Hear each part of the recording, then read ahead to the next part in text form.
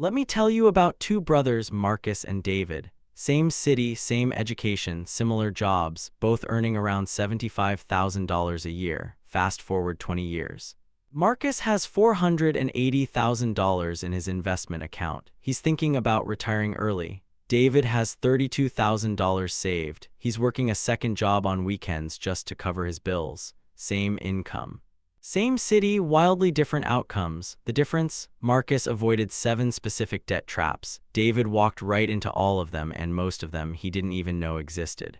Today, I'm going to show you exactly what those 7 traps are, and more importantly, how to escape them before they take the next 20 years of your financial life. Here's what nobody tells you about debt. Most people think debt is just a loan, something you borrow and pay back. But the debt traps I'm going to show you today are different. They're not just loans. They're systems built into how money works, how governments operate, and how the global economy moves that quietly drain wealth from the middle class and funnel it upward. And right now, in 2026, with national debt hitting $39 trillion, inflation still above historical averages, and interest rates that have been some of the highest in decades, these traps are more dangerous than ever. So let's break down all 7. Starting with the one that's affecting every single person watching this video right now, whether you realize it or not. Debt trap number 1 is inflation. And I want to be clear about something right away. Inflation isn't just prices going up. It's a hidden tax on everything you've already earned and saved. Here's how it works. When a government spends more than it collects in taxes, which the US has done every single year for over 2 decades, it has to make up the difference somehow. One of the ways it does this is by expanding the money supply. More dollars in circulation means each dollar you own is worth slightly less. Think of it like this. Imagine you have a pizza and someone adds more slices but doesn't make the pizza any bigger. Your slice just got smaller. That's inflation. Now here's where it becomes a debt trap. If you're keeping your savings in a standard bank account earning 0.5% interest, and inflation is running at 3.5%, you're losing 3% of your purchasing power every single year.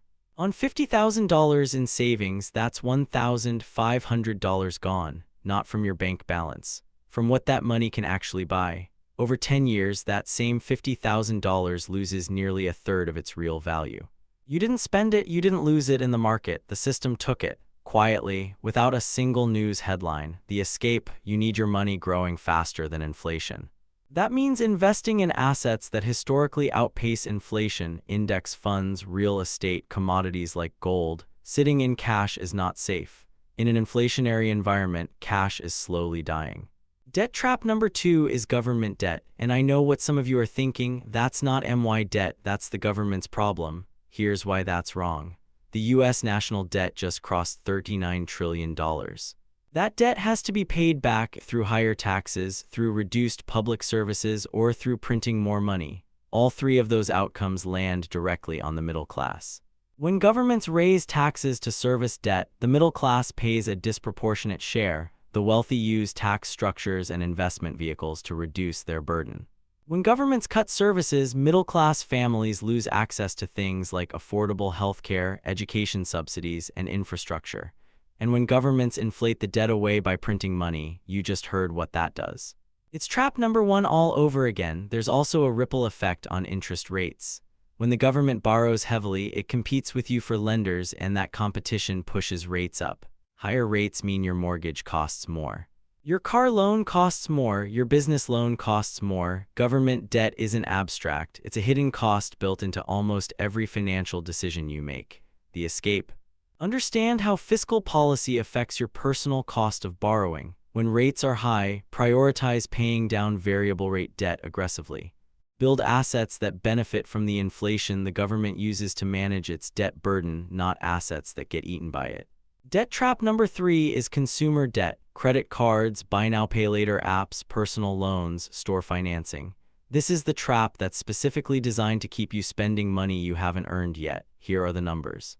The average American household carries $6,300 in credit card debt. At the average interest rate of 22%, that's $1,386 a year in interest alone, money paid for the privilege of owing money. But here's the real trap: it's not just the interest. It's the compound effect on wealth building. Every dollar paying off consumer debt at 22% interest is a dollar that isn't compounding at 8-10% in the stock market. Let's say you carry $10,000 in credit card debt for 5 years while making minimum payments. You'll pay roughly $6,500 in interest. That same $10,000 invested in index funds for 5 years at 8% returns, worth about $14,700. The consumer debt trap doesn't just cost you what you owe. It costs you everything that money would have become. The escape, the avalanche method. List every debt by interest rate, highest to lowest. Throw every spare dollar at the highest rate debt first while paying minimums on the rest. Wipe it out. Then redirect that payment to the next debt, and most importantly, stop adding to the pile. Debt trap number 4 is the housing debt illusion. The idea that buying the biggest house you can afford is how you build wealth. It's not. It's actually one of the most effective wealth destroyers in the modern economy. Here's the math most people never run. A $500,000 home versus a $300,000 home. The mortgage payment difference is around $1,200 a month. But that's not the real cost. Add the property tax difference, higher insurance, more maintenance, bigger utility bills, and you're looking at a true cost difference of over $1,400 a month. That $1,400 a month invested for 25 years at 8% returns, $1.3 million. The bigger house doesn't cost $200,000 more. It costs over $1 million more. And here's the other part of the illusion. People call their house an investment. But between 1990 and 2020, U.S. home prices increased about 4.1% annually. The S&P 500 returned 10.7% annually over the same period. A dollar in the stock market grew to $8. A dollar in a home grew to $3.50. Your home is not your investment portfolio. It's where you live. The escape: buy what you need, not what you can technically afford. Keep housing costs under 25% of your take-home pay. Redirect the difference into actual wealth-building assets. Before we get into the final 3 traps, which is where most people's wealth quietly disappears, I want to make sure you're subscribed and have notifications turned on.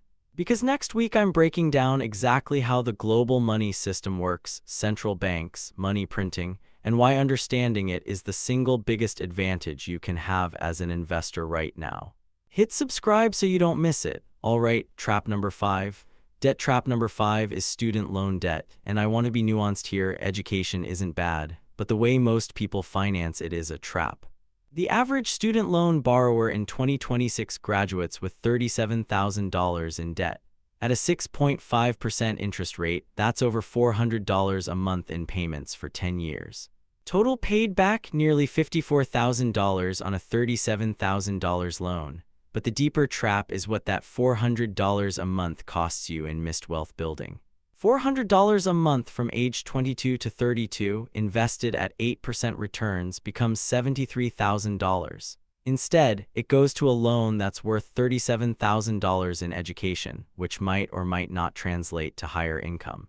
The escape is about ROI, return on investment.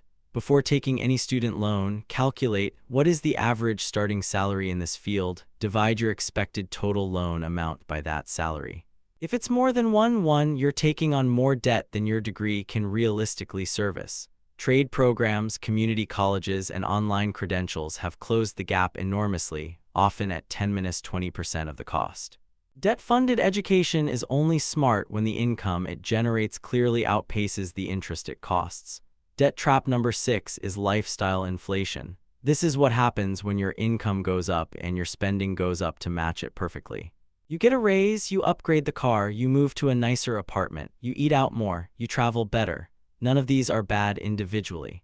But when your spending rises in lockstep with your income, you stay exactly as financially fragile as you were before the raise, just with more expensive problems. Here's the brutal truth. Most people who earn $100,000 are no more financially secure than people who earn $50,000 because they've built a life that costs $100,000 to sustain. This is why lottery winners go broke. This is why professional athletes retire with nothing. It's never about how much you make. It's about the gap between what you make and what you spend. The escape is what wealthy people call lifestyle lag. When your income increases, keep your spending flat for 12 months. Put 100% of every raise into investments or debt payoff. Let your wealth grow before your lifestyle grows. A $10,000 raise invested for 20 years at 8% becomes $46,000. Spent on a nicer car, it becomes $0 and a depreciation problem. Debt trap number 7 is currency devaluation, and this one operates at the global level. Here's what most personal finance channels never explain. The value of your dollar isn't just determined by how much you earn or save.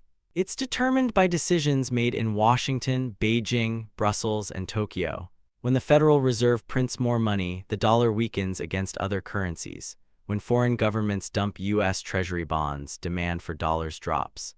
When global trade shifts away from dollar-denominated transactions, the purchasing power of every dollar you hold erodes. This isn't theory. Between 2020 and 2024, the U.S. money supply expanded by over 40% in 4 years. That's 40% more dollars competing for the same amount of goods and services. And who absorbs that loss? The middle class. Because wealthy individuals hold assets, stocks, real estate, gold, foreign investments that rise with or outpace currency devaluation. The middle class holds cash, savings accounts, and fixed income assets, all of which lose to devaluation. The escape. This is why asset ownership is not optional, it's survival in a fiat currency world. You don't have to be wealthy to own assets. Index funds, ETFs, even small allocations to inflation-resistant assets like commodities or real estate investment trusts. These are how ordinary people protect themselves from the largest debt trap in the global system. Let's bring it back to Marcus and David. Marcus didn't earn more than David. He didn't get lucky. He just understood one thing David didn't. Wealth isn't destroyed in one big catastrophe. It's destroyed slowly through 7 quiet compounding traps: inflation eating savings, government debt raising costs, consumer debt carrying interest, a home that costs more than it's worth, a degree that costs more than it earns, a lifestyle that grows as fast as income, and a currency that loses value while you sleep. David walked into all 7. Marcus avoided them. The gap between them, $448,000 over 20 years, isn't talent. It isn't luck, it's financial literacy. And that's exactly what this channel is built to give you. Every week, we break down how the global economy actually works, not in textbook terms, but in real, practical frameworks you can use to protect and grow your money. Subscribe if you want to be in the Marcus camp, not the David camp. And in the next video, I'm going to show you something most people never see coming: how central banks around the world are quietly reshaping the global financial system and what it means for your money. You don't want to miss it. If this video gave you even one new way of thinking about your money, share it with someone who needs to hear it. The more people understand how these traps work, the better protected we all are. I'll see you in the next one.